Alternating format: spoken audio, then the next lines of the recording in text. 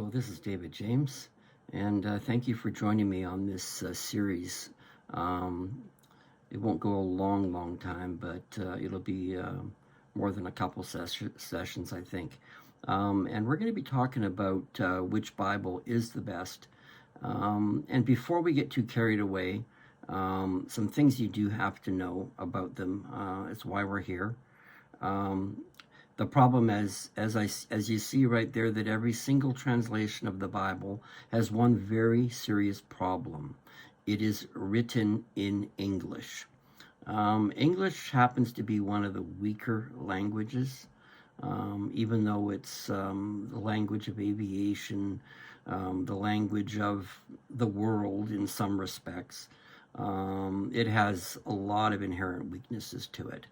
And not anywhere near as comprehensive as is what the Bible was written in. The Bible was written in Hebrew, it was written in Aramaic, it was written in Koine Greek, and it's important that we know what's behind the English print. Now, that being said, the most important thing going in and leaving this study is to understand that whatever Bible it is that you're comfortable with, that you read, assuming it's not, Jehovah's Witness Bible or some crazy nonsense like that. If it's a proper English Christian Bible, if that's the one you read, and if that's the one you're comfortable with, then please read it. This video series isn't about condemning you over what you're reading or what you're not, or this is for clarification. And some of this is my preference, obviously, because I have a strong bias in certain ways, and I make no secret of it. But there's enough Bible available that you can dilute the scriptures, you can warp them in certain ways, but the integrity of the scriptures runs from Genesis to Revelation. You can take out verses, you can take out phrases, you can take out words, and the Bible wars that have gone on for generations have sought to do just that. So some of our modern translations have been severely compromised, but keep in mind most of the compromise within the modern translations, like the New Living Translation, like the New International Version, even the Amplified to some degree, they have problems. And that being said, the oldest of the lot that we look at, the King James Version, it has problems, but its problems are a little more well known because it's been around for more than 400 years. So let's just shed a light on what's what, and what does it really mean, and does it really matter? And the answer is yes. And that being said, let's find out what matters about it. So let's move on through and do a little bit of digging. So, which is the best Bible? If you want to rush to the end of the lesson, the answer is, it is the one that you will read and obey. It's more important that you read something that is a Bible, even though it may be watered down, even though it may be compromised in different respects. Now, keep in mind, when I say compromised, I'm talking about the original Greek text that some facets of the Christian world have sought and been successful at changing. And that's not really what we're concentrating on here. There's enough information out there on that it can be studied, but it's important to understand that there is a difference, not just in the English text. There's a difference in the original text that they say is valid and scriptural, and of God. So they say this one or that one is more reliable than the other because of this. So you'll see notes in your modern translations. You'll actually see missing verses. You'll actually read along and you'll say, oh, verse 14 is entirely missing. No explanation. It goes from verse 13 to verse 15, and there's nothing there. In some Bibles, they'll leave a note why a particular scripture is missing. They'll say, it's not in the earlier manuscripts. Now that's an easy cop-out, and, it's more political than it is reality. All right, so here's where we'll start. So a sign of unreasoned immaturity is to say something like, that isn't in the Bible. Of course, we need to be very mindful of something that is unscriptural as opposed to specific words and phrases that are not found in the Bible. The Bible has an answer for everything. Sometimes, like Deuteronomy 29:29, the answer is it's none of your business. So, the rapture. Since I concentrate a lot on that, let's look at that word. For some strange reason, the word strikes controversy in many religious circles. They say, it isn't in the Bible. That word rapture is not in the Bible. Well, it's not in the common English translations, but it comes from a Latin translation. The word is reprimere, made popular centuries ago in the Latin Vulgate. And it is commonly transliterated in English as the word rapture.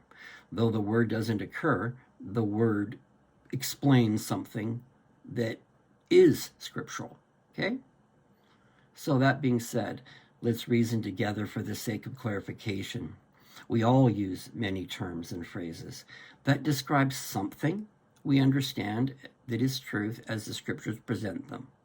Here is a short list of other words that we commonly use all the time in our Christian conversation that are not found in any English Bible. Bible is not found in the Bible. Millennial reign. Now, 1,000-year reign of Christ, that's in there. Demon is not in the Bible, yet we mention that very casually all the time. Trinity is not in the Bible. Rapture, as I said, is not in the Bible. So we use those words quite commonly in normal Christian conversation because each one of them describes something that is otherwise found in Scripture.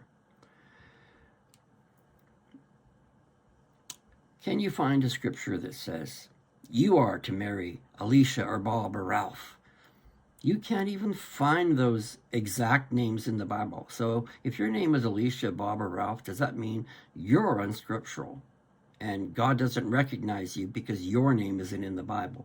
So obviously I'm speaking silly, but so there's places so you can't find those exact names in the Bible, never mind whether you should marry them or not.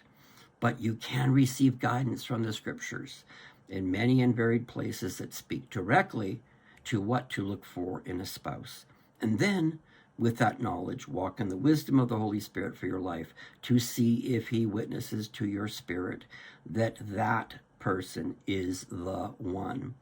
So you see, the logic becomes very circular, and it doesn't really have much value when you start going down this road of, oh, that's not in the Bible. Like I said, plenty of things that are everyday to our lives as believer are not in the Bible, but there's plenty about what you're looking for in the Bible. And just do a little reading, a little study, and you'll see that it's there. If you want to know if you're supposed to marry Bob, you'll find a way through the scriptures will speak to your heart and witness to your spirit whether it's right or wrong. That's why you need to become familiar with the scriptures, because the scriptures are a living word. They're not just a dead letter on on white Bible paper. There are living words. The Bible, you don't just read a Bible. The difference between it and other books is you don't read a Bible just to read it. The Bible reads you. It's a living organism, so to speak. Most of the Old Testament was written in ancient Hebrew originally. Ancient Hebrew letters were descriptive by their symbolic appearance of everyday things. So mostly the ancient Hebrew, there is modern Hebrew, which has similarities, but back in the beginnings, the letters themselves would form the appearance of what they meant. Each letter has a number assigned to it. The numbers, the spaces between letters, and their intervals also have meaning. So, believe it or not, God is into numerology, and I'm not qualified to teach on that. If you want to know more about numerology, you should listen to Troy Brewer. Now, modern Hebrew today has its roots in ancient Hebrew, obviously. Just like the way they spoke English in 1500, you'd have a hard time understanding them now in 2024. I say that to say that there is actual meaning behind the letters themselves. So unlike English, which is in comparison a very surface level and superficial language, English, like so many languages, has more meaning and relevance when spoken out loud, verbally, as opposed to just written form. So it's about how you say something. You know, if you're married and you say something to your wife or husband in a particular way, it actually has more meaning than the words themselves. You can say, yes, dear, or you can say, yes, dear. You know, it speaks volumes. Need I say more? So it's about the attitude and intonation of the how something is said means as much or more than the words themselves. And Hebrew and Greek, in some respects, carries meaning within the words themselves to some degree, more so Hebrew and Aramaic are like that. So it doesn't hurt to do some word studies and do some research as to what some of the root words actually mean.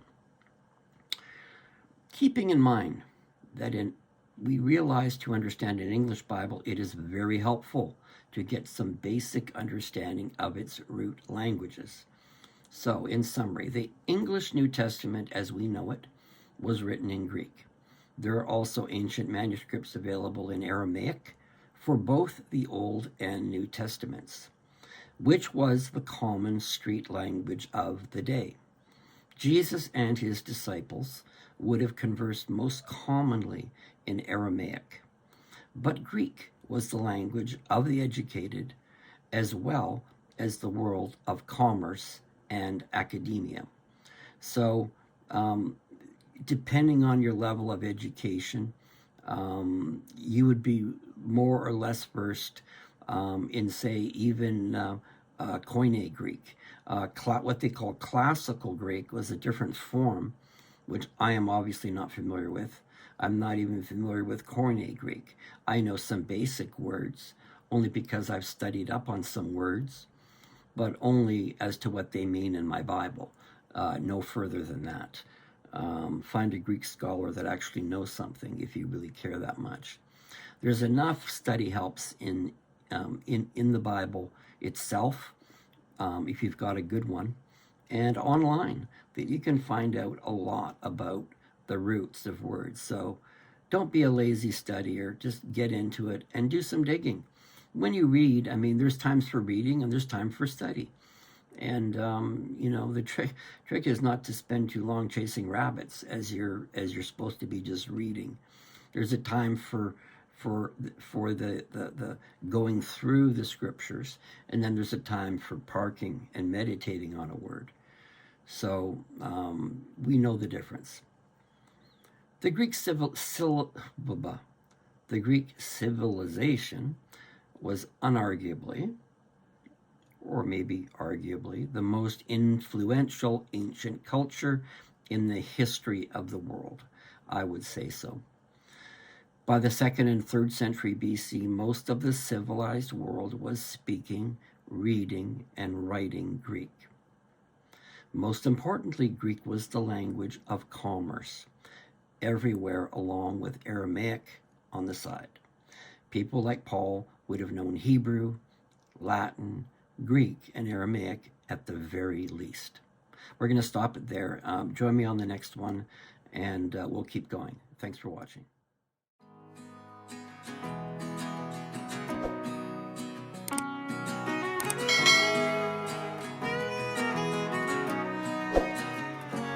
I feel better every day.